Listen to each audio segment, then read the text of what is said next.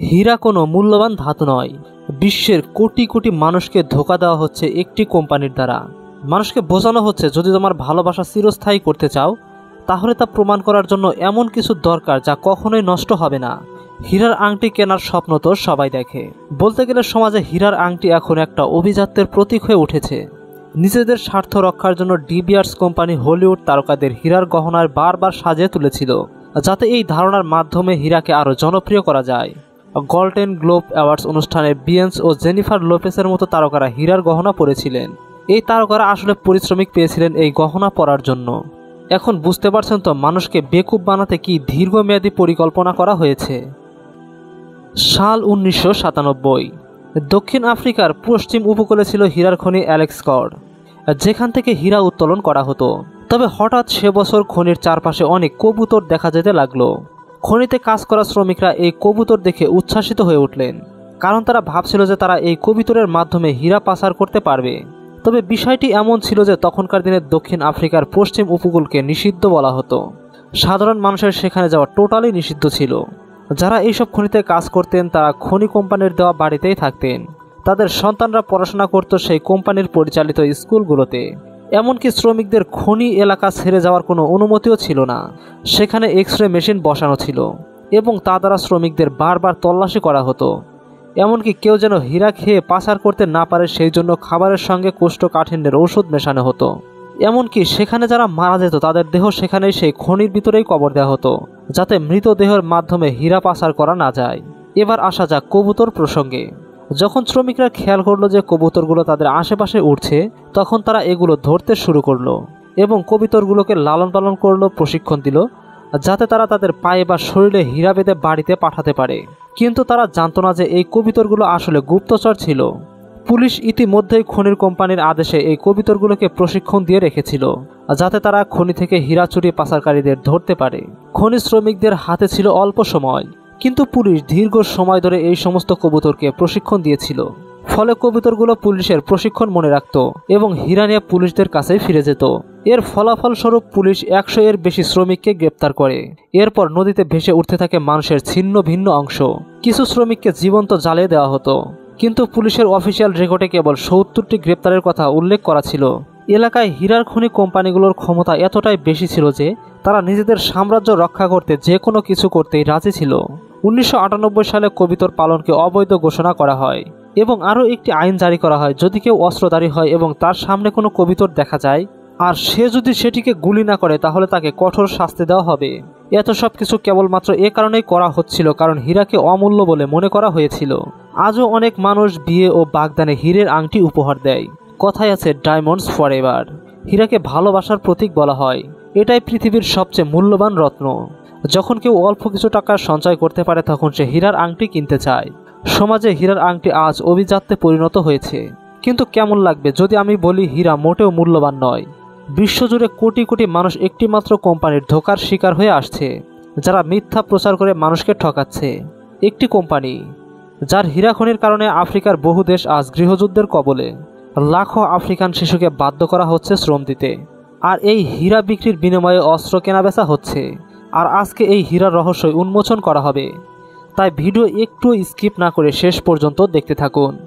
হীরার ইতিহাস কোহিনূরের চেয়েও পুরনো, কিন্তু আমাদের গল্প শুরু হবে 1860-এর দশক থেকে, যখন এই শিল্পে এক গুরুত্বপূর্ণ পরিবর্তন আসে। দুই ইউরোপীয় অভিবাসী জোহানেস এবং ডিডেরিক ডি বিয়ার দক্ষিণ আফ্রিকায় একটি খামার তৈরি করে। তাদের খামারে হীরার সন্ধান মেলে আর তারা সেখানে খনন কাজ করতে শুরু করে এবং পরবর্তীতে তাদের খনি বিক্রি করে এক ব্যবসায়ী সিসিল রোডসের কাছে। তিনি ছিলেন একজন ব্রিটিশ ব্যবসায়ী এবং সেই সময়ের অন্যতম ধনী ব্যক্তি। ডি বিয়ার ছাড়াও যখন দক্ষিণ আফ্রিকায় বিভিন্ন জায়গায় হীরার খনির সন্ধান মেলে তখন সিসিল রোডস প্রতিটি খনির মালিকের সঙ্গে যোগাযোগ করতে থাকে এবং ধীরে ধীরে সব কয়টি হীরার খনি কিনে নেয়। 1888 সালে তিনি ডি বিয়ার্স কোম্পানি প্রতিষ্ঠা করেন এবং 1900 সালের মধ্যে বিশ্বের 90% হীরা উৎপাদনের নিয়ন্ত্রণ তার কোম্পানির হাতে চলে আসে। এই কোম্পানির ছিল একচেটিয়া ক্ষমতাধর। এর আগে হীরা কেবল ভারত বা দক্ষিণ আমেরিকাতে পাওয়া যেত এবং এটি বিলাসবহুল বস্তু হিসেবে বিবেচিত হতো। কিন্তু যখন আফ্রিকায় বিপুল পরিমাণে হীরা আবিষ্কৃত হলো তখন সরবরাহ হঠাৎ বেড়ে গেল। ডি বিয়ার্স বুঝতে পারল যদি হীরা সহজলভ্য হয়ে যায় তাহলে এটি বিলাসবহুল বস্তু হিসেবে আর গ্রহণযোগ্য থাকবে না। হীরার মূল্য কমে যাবে। তারপর শুরু হলো প্রথম বিশ্বযুদ্ধ এবং 1929 সালের মহামারী। মানুষ অর্থ সংকটে পড়ে গেল। পরিবারে খাবার জোগাড় করাই কঠিন হয়ে পড়ল সবার কাছে। সেখানে হীরা কেনার কথা কেউ ভাবতেই পারছিল না। এ সময় হীরা ছিল কল্পনার একটা বিষয়, যার ফলে হীরার চাহিদা ধীরে ধীরে কমতে থাকে। আর অর্থনীতির সহজ একটা নিয়ম হলো, যদি পণ্যের সরবরাহ বেশি থাকে কিন্তু তার চাহিদা কমে যায় তাহলে এর দাম কমে যাবে। কিন্তু ডি বিয়ার্স এই সমস্যার সমাধান বের করলো। যেহেতু তাদের হাতে ছিল বিশ্বের হীরা শিল্পের একচেটিয়া নিয়ন্ত্রণ, তাই তারা ইচ্ছাকৃতভাবে হীরার সরবরাহ বন্ধ করে দিয়ে কৃত্রিম সংকট সৃষ্টি করলো, যাতে মানুষের মনে বিশ্বাস জন্মায় যে হীরার বাজারে হীরার সংখ্যা সীমিত। সেই সময় খনিগুলো থেকে নতুন হীরা উত্তোলন করে বাজারে বিক্রি না করে গোপনে সংরক্ষণ হচ্ছিল। অন্যদিকে চাহিদা বাড়ানোর জন্য 1938 সালে ডি বিয়ার্স একটি বিজ্ঞাপন সংস্থা NWIR এর সঙ্গে যোগাযোগ করে। তাদের লক্ষ্য ছিল এমনভাবে হীরের প্রচার চালানো যাতে মানুষের মনে এমন ধারণার সৃষ্টি হয় যে বিয়ের প্রস্তাব দেওয়া বা বিয়ে করার সময় হীরের আংটি কেনা বাধ্যতামূলক। 1947 সালে এই বিজ্ঞাপন সংস্থা তাদের বিখ্যাত campaign a diamond is forever চালু করলো, যেখানে মানুষকে বোঝানো হলো তাদের 2 মাসের বেতনের সমপরিমাণ অর্থ খরচ করে হীরা কিনতে হবে, কারণ এটি চিরকাল তাদের সঙ্গেই থাকবে ভালোবাসার প্রতীক হিসেবে। এইভাবে হীরাকে একটি মানসিক খাদ্যে পরিণত করা হলো। তারকাদের হীরা উপহার দেওয়া হতো যাতে এটি আরও মূল্যবান বলে মনে হয়। আর বছরের পর বছর ধরে মানুষ হীরার প্রতি দৃষ্টিভঙ্গি পরিবর্তিত হতে থাকে। আজও এটি বিশ্বের অন্যতম সফল বিজ্ঞাপন প্রচার হিসেবে বিবেচিত হয়। আর মানুষকে শেখানো হয়েছিল যে যদি তাদের ভালোবাসা চিরস্থায়ী হয় তবে তা প্রমাণের জন্য তাদের প্রয়োজন হবে এমন কিছু যা কখনোই ধ্বংস হবে না। একটি আবেগঘন সম্পর্ক তৈরি করা হয় হীরার এঙ্গেজমেন্ট রিংয়ের সঙ্গে। পুরুষদের লক্ষ্য করে প্রচারণা চালানো হয়েছিল। হীরেকে অর্থনৈতিক সাফল্য ও সামাজিক মর্যাদার প্রতীক হিসেবে উপস্থাপন করা হচ্ছিল। সেলিব্রিটিদের হীরার এঙ্গেজমেন্ট রিং পরিহিত ছবি ম্যাগাজিনের বিজ্ঞাপনে দেখানো হতো। 1938 সালে ডি বিয়ার্স কোম্পানির মালিক হ্যারি ওপেনহাইমার এক স্মারকলিপিতে উল্লেখ করেন যে সিনেমায় এঙ্গেজমেন্ট রিং কেনা হয়েছে বা বেছে নেওয়ার দৃশ্য খুবই কম। তিনি লিখেছিলেন যে চিত্রনাট্যকার ও পরিচালকদের সঙ্গে যোগাযোগ করে এমন দৃশ্য অন্তর্ভুক্ত করা হয়। কি এখন বুঝতে পারছেন যে কত দীর্ঘমেয়াদী পরিকল্পনা করা হয়েছিল? সিনেমা ও গানে হীরাকে গুরুত্ব সহকারে দেখানো হতে থাকে। 1950-এর দশকে একাডেমিক অ্যাওয়ার্ডসের মতো অনুষ্ঠানে তারকাদের হীরার গহনা দেওয়া হতো। এমন ছিল না যে তারা নিজেরা হীরা কিনতেন। ডি বিয়ার্স কোম্পানি তাদের এই গয়না বিনামূল্যে দিত, যাতে গুরুত্বপূর্ণ ইভেন্টে তারা এটি পরে থাকতে পারে। এই কৌশলের মাধ্যমে হীরার প্রচার হতো এবং এর মূল্যবোধ এইভাবেই বাড়ত এবং এটি সামাজিক মর্যাদার প্রতীক হিসেবে প্রতিষ্ঠিত হতে থাকলো। 1947 সালে ব্রিটেনের রানী এলিজাবেথ নিজে দক্ষিণ আফ্রিকার ডি বিয়ার্স খনিতে গিয়েছিলেন, যেখানে কোম্পানিটি তাকে উপহার হিসেবে 6 ক্যারেটের একটি হীরা দেয়। কোহিনূর এবং হোপ ডায়মন্ডের মতো রোমাঞ্চকর কাহিনী মানুষের হীরার প্রতি আগ্রহ বাড়াতে সাহায্য করছিল। এই বিশাল পরিকল্পনার প্রভাব কতটা ব্যাপক ছিল তা বোঝা যায় কিছু আকর্ষণীয় পরিসংখ্যান থেকে। 1940 সালে আমেরিকায় মাত্র 10% কোণে এঙ্গেজমেন্ট রিং হিসেবে হীরা পেতেন, কিন্তু 1990 সালের মধ্যে এর সংখ্যা 90% পৌঁছে যায় এবং 90%-এর বেশি কোণে এঙ্গেজমেন্ট রিং হিসেবে হীরে পেতে শুরু করে। আমেরিকার পর ডি বিয়ার্স এই কৌশল গ্রহণ করলো জাপানে। জাপানিজ সংস্কৃতিতে এঙ্গেজমেন্ট রিংয়ের কোনো স্থান ছিল না। এঙ্গেজমেন্টে আংটি বিনিময়ের প্রচলনও ছিল না। কিন্তু 1960-এর দশকে ডি বিয়ার্স কোম্পানির সংস্থা জে ওয়াল্টার থমসনের সহায়তায় জাপানে ব্যাপক প্রচার চালায়, যেখানে হীরার আংটিকে পাশ্চাত্য সংস্কৃতি ও সমৃদ্ধির প্রতীক হিসেবে তুলে ধরা হয়। তাহলে আসলে কি ঘটেছিল? 1966 সালে জাপানে মাত্র 1% নারী তাদের বিয়েতে হীরের আংটি পেতেন, কিন্তু 1981 সালের মধ্যে এর সংখ্যা বেড়ে 60% পৌঁছে যায় এবং পরবর্তীতে এটি 90% গিয়ে ঠেকে এবং জাপান হীরার দ্বিতীয় বৃহত্তম ভোক্তা বাজারে পরিণত হয়। এই পুরো সময় জুড়ে ডি বিয়ার্স কোম্পানি তাদের সরবরাহকৃত শৃঙ্খলের উপরে কঠোর নিয়ন্ত্রণ বজায় রেখেছিল। রাশিয়া থেকে অস্ট্রেলিয়া, যেখানে নতুন হীরার খনি আবিষ্কৃত হয়েছে, ডি বিয়ার্স সেই সরকারের সঙ্গে চুক্তি করে মালিকানা কিনে নিয়েছেন, যাতে তাদের নিয়ন্ত্রণ অটুট থাকে। 1956 সালে সোভিয়েত ইউনিয়ন ভূতাত্ত্ববিদরা সাইবেরিয়ার টুন্ড্রা অঞ্চলে বিশাল একটি হীরার খনি আবিষ্কার করে। এরপর ডি বিয়ার্স সোভিয়েত ইউনিয়নকে একটি প্রস্তাব দেয় যে তারা নির্দিষ্ট মূল্যে সব হীরা কিনে নেবে। এর বিনিময়ে প্রতি বছর $25 মিলিয়ন পরিশোধ করত ডি বিয়ার্স। এমনকি 1990 সালে সোভিয়েত ইউনিয়ন যখন ভেঙে পড়ছিল, তখন ডি বিয়ার্স নতুন সরকারকে $1 বিলিয়ন দেওয়ার প্রস্তাব দেয়, যাতে সাইবেরিয়ার হীরার খনির উপর নিয়ন্ত্রণ বজায় রাখা যায়। এ থেকেই বোঝা যায় ডি বিয়ার্স কত দূর যেতে রাজি ছিল শুধু বিশ্বের হীরার সরবরাহ নিয়ন্ত্রণে রাখার জন্য।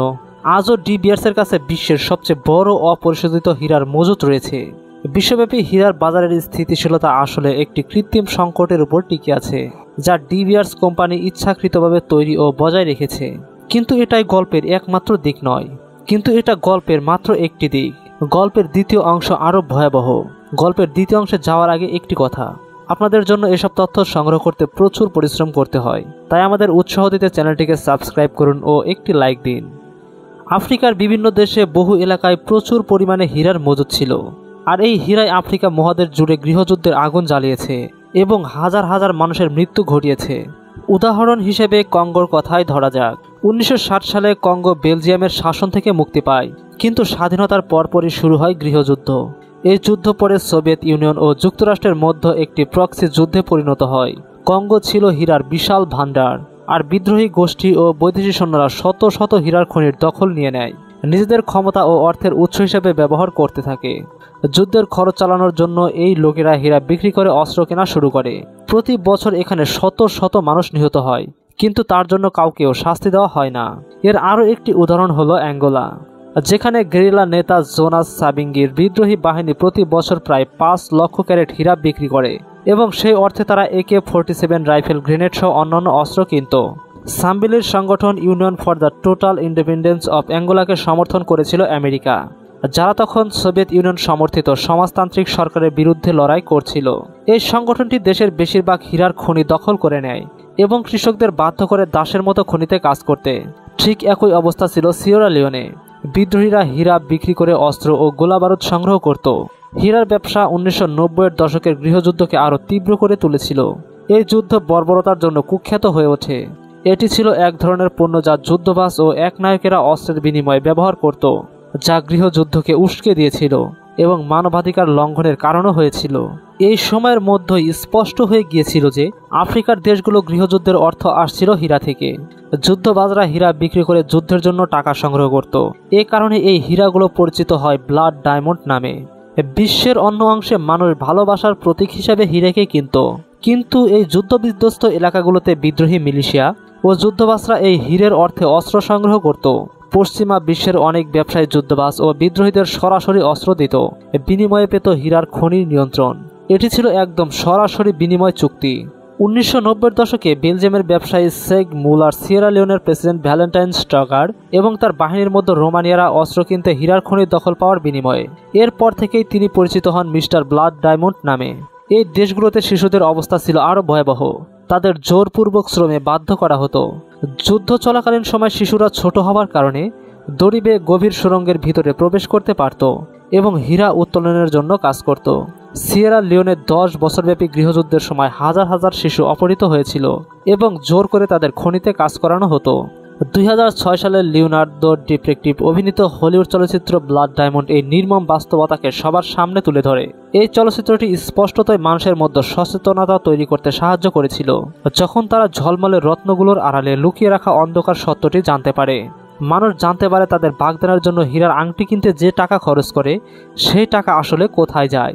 কিন্তু এই চলচ্চিত্রের কারণে ব্যবসায়ী ক্ষতি এড়ানোর জন্য ডিবিআর হীরার গহনা বিতরণ করে হলিউড নামী তারকাদের মধ্যে। গোল্ডেন গ্লোব অ্যাওয়ার্ডসে বিয়েন্স ও জেনিফার লোপেসের মতো তারকারা হীরার গহনা পরে হাজির হন। এই তারকারা আসলে পারিশ্রমিক পেয়েছিলেন হীরার গহনা প্রচারের জন্য, কিন্তু সাধারণ মানুষের মধ্যে হীরা বয়কটের দাবি উঠতে শুরু করে। এই চলচ্চিত্র মুক্তির আগে অনেক গণমাধ্যম এ নিয়ে প্রতিবেদন প্রকাশ করেছিল। অবশেষে ব্লাড ডায়মন্ডের আসল সত্য মানুষ জানতে পেরেছিল।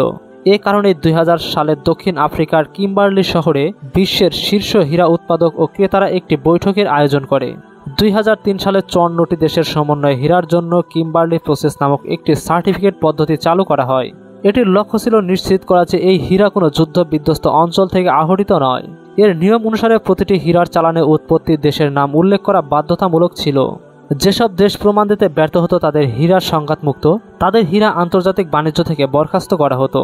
কিম্বারলি প্রসেসের মূল লক্ষ্য ছিল ব্লাড ডায়মন্ডকে বৈশ্বিক বাজারে প্রবেশ করা থেকে আটকানো, কিন্তু বাস্তবে এত বেশি ফাঁকফোকর ছিল যে ব্লাড ডায়মন্ড বাজারে আসা কখনোই বন্ধ করা যায়নি। উদাহরণস্বরূপ বলা যায়, যখন মধ্য আফ্রিকান প্রজাতন্ত্রে হীরা নিষিদ্ধ করা হয় তখন সেগুলো গোপনে কঙ্গোতে পাচার করা হয় এবং সেখান থেকে কিম্বারলি প্রসেস সার্টিফিকেট নিয়ে আন্তর্জাতিক বাজারে বিক্রি করা হয়। এই নীতির একটি বড় সমস্যা ছিল সংঘাত শব্দটির সংজ্ঞা। জাতিসংঘের মতে সংঘাতপূর্ণ বা ব্লাড ডায়মন্ড সেগুলো যা এমন অঞ্চলে পাওয়া যায় যেখানে আন্তর্জাতিকভাবে স্বীকৃত সরকারগুলোর বিরুদ্ধে বিদ্রোহী গোষ্ঠীগুলো নিয়ন্ত্রণ রয়েছে। এর মানে কিম্বারলি প্রসেস শুধুমাত্র এই হীরাগুলোকেই ব্লাড ডায়মন্ড হিসেবে বিবেচনা করত, যা বিদ্রোহীরা অর্থায়ন করত। কিন্তু যদি সরকার নিজেই মানবাধিকার লঙ্ঘন করত তাহলে সেই হীরা নিষিদ্ধ হওয়ার প্রয়োজন ছিল না। আফ্রিকা জুড়ে এই বাস্তবতা ছিল খুবই সাধারণ একটা বিষয়। শিশুদের জোরপূর্বক শ্রমে বাধ্য করা হতো, শ্রমিকদের নামমাত্র মজুরি দেওয়া হতো, তাদের কাজের পরিবেশ ছিল অমানবিক, কর্মঘণ্টা ছিল অসহনীয়। হীরার খনিতে কাজ করতে গিয়ে কেউ মারা গেলে বাইরের দুনিয়ায় সেই খবর পৌঁছাতই না। উদাহরণস্বরূপ জিম্বাবুয়েতে অনেক মানবাধিকার লঙ্ঘনের ঘটনা নথিভুক্ত করা হয়েছিল। 2008 সালে জিম্বাবুয়ের সেনাবাহিনী একটি বিশাল খনি দখল করে এবং 200-র বেশি শ্রমিককে সেখানে শেষ করে দেয়। তবে এটি কিম্বারলি প্রসেসের লঙ্ঘন হিসেবে গণ্য হয়নি, কারণ এটি কোনো বিদ্রোহী গোষ্ঠীর কাজ ছিল না, এটি করেছিল সরকার নিজেই। পূর্ব জিম্বাবুয়ের মারাঞ্জে ডায়মন্ড ফিল্ডসে জোরপূর্বক শ্রম ও নির্যাতন ছিল সাধারণ ঘটনা। 2011 সালে বিসিবির এক তদন্ত 2টি নির্যাতন শিবিরের সন্ধান পায়। প্রধান শিবির ডায়মন্ডস বেজে শ্রমিকরা যৌন সহিংসতার শিকার হতো। যারা এই শিবির থেকে মুক্তি পেয়েছিল তারা জানিয়েছিল যে প্রতিদিন সকাল ও বিকেল তাদের 40 বার চাবুক মারা হতো। আবার কখনো কখনো তাদের উপর কুকুর লেলিয়ে দেওয়া হতো, যার ফলে অনেক শ্রমিক গুরুতর আহত এবং নিহত হতেন। অনেক মানুষ হীরা কেনেন, কিন্তু তারা এসব ঘটনা সম্পর্কে কিছুই জানেন না, আর যা জানেন তার অনেক কিছুই মিথ্যা। অনেকে মনে করেন হীরা কেনা একটি ভালো বিনিয়োগ, কিন্তু এটি সম্পূর্ণ ভুল ধারণা। একক বিনিয়োগ হিসেবে হীরার প্রকৃত মূল্য প্রায় শূন্য। মানুষ ধাতুর মূল্য নির্ধারণের ক্ষেত্রে ব্রোঞ্জকে নিচে রাখে, তারপর রূপা, তার উপর সোনা, তার উপরের স্থানে হীরা। তারা ভাবে যেহেতু সোনার মূল্য সবসময় বাড়ে তাই হীরাও ভালো বিনিয়োগ হবে। কিন্তু সোনার ঘাটতি প্রকৃত, এটি কোনো কোম্পানির তৈরি করা কৃত্রিম সংকট নয়। এই কারণে সোনা একটি ভালো বিনিয়োগ, কারণ সময়ের সঙ্গে সঙ্গে এর মূল্য বাড়তে থাকে। কিন্তু হীরা একবার কিনলে সেই একই দামে বিক্রি করা প্রায় অসম্ভব। যখন আপনি সোনা বা শেয়ার কেনেন তখন আপনি জানেন যে বিক্রি করলে কতটা লাভ বা ক্ষতি হতে পারে, কিন্তু হীরার ক্ষেত্রে এমন কোনো নির্দিষ্ট বাজার নেই যেখানে আপনি সহজে সেটি বিক্রি করতে পারবেন। 1970 সালে একটি ব্রিটিশ ম্যাগাজিন কিছু হীরা কিনেছিল এবং 1978 সালে বিক্রি করার চেষ্টা করেছিল, কিন্তু কেউই সেগুলো সেই ক্রয় মূল্যর কাছাকাছি দামও দিতে রাজি হয়নি। একইভাবে একজন ধনী নারী নিউ ইয়র্কের টিম্ফানি অ্যান্ড কোং থেকে $1 লাখ একটি হীরার আংটি কিনেছিলেন, কিন্তু যখন এটি বিক্রি করতে চাইলেন তখন এটি কেউই এই মূল্যে কিনতে আগ্রহী ছিল না, এমনকি কেউ এটি ক্রয় করতেই চাইছিল না। আমি এটা বলতে চাই যে এটা ঠিক নয় যে প্রাকৃতিক হীরা তাদের মূল্য ধরে রাখতে পারে না।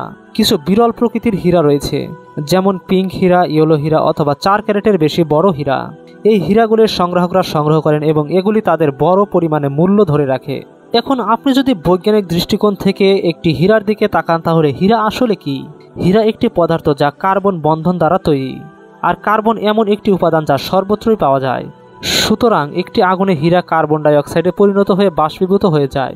অন্যদিকে সোনা যদি আগুনে পোড়ানো বা গলানো হয় তবে তা সোনায় থাকে, কারণ এটি একটি বিরল প্রকৃতির উপাদান। শুধু তাই নয়, খাঁটি সোনা একটি মহান উপাদান, অর্থাৎ এটি সহজে রাসায়নিক প্রতিক্রিয়ায় অংশগ্রহণ করে না। এজন্যই সোনার গহনার রক্ষণাবেক্ষণের খরচ অনেক কম। কিন্তু হীরাগুলির নিয়মিত প্রদর্শন এবং পরিষ্কারের প্রয়োজন হয়। হীরা তখনই গঠন করা হয় যখন কার্বন পরমাণুর উপর প্রচুর তাপ এবং চাপ প্রয়োগ করা হয়। প্রকৃতপক্ষে এটি শুধুমাত্র পৃথিবী থেকে 100 মাইল গভীরে ঘটে, কিন্তু এটি একটি জটিল প্রক্রিয়া নয়। তাই আমরা ল্যাবরেটরিতে কার্বনের উপর এই পরিমাণ চাপ ও তাপ প্রয়োগ করে সেখানে হীরা তৈরি করতে পারি। এই ধরনের হীরাকে বলা হয় কৃত্রিম হীরা বা ল্যাব গ্রোন ডায়মন্ড। 1950-এর দশকে জেনারেল ইলেকট্রিক সফলভাবে এই ধরনের হীরা তৈরি করার চেষ্টা চালায়। প্রথম দিকে ল্যাব গ্রোন হীরাগুলি কেবলমাত্র শিল্পে ব্যবহারের জন্য উপযুক্ত ছিল, কিন্তু সময়ের সঙ্গে উদ্ভাবন এবং প্রযুক্তিগত উন্নতির মাধ্যমে আজকাল এটি সম্ভবত ল্যাবরেটরিতে উচ্চমানের গহনায় উপযোগী হীরা তৈরি করা যায়, যা প্রাকৃতিক হীরার মতোই দেখতে। আজকাল একটি ল্যাব গ্রোন হীরা একটি প্রাকৃতিক হীরার মধ্যে পার্থক্য নিশ্চিত করা প্রায় অসম্ভব। এটি একই আকার, আয়তন, রং, স্পষ্টতা এবং চকচকেতা দেয়। একমাত্র পার্থক্য হলো যে ল্যাব গ্রোন হীরা তৈরি করা প্রাকৃতিক হীরা খনি থেকে উত্তোলন করার চেয়ে 10 গুণ সস্তা। এগুলি তৈরি করা পরিবেশের জন্য আরও উপকারী, কারণ কার্বন নিঃসরণের তুলনায় ল্যাব গ্রোন হীরা উৎপাদন করতে প্রতি ক্যারেটে শুধুমাত্র 0.028 গ্রাম কার্বন নিঃসৃত হয়। এছাড়া প্রাকৃতিক হীরা খনি থেকে উত্তোলন করতে গেলে 1 লাখ গুণ বেশি কার্বন নির্গমন হয়।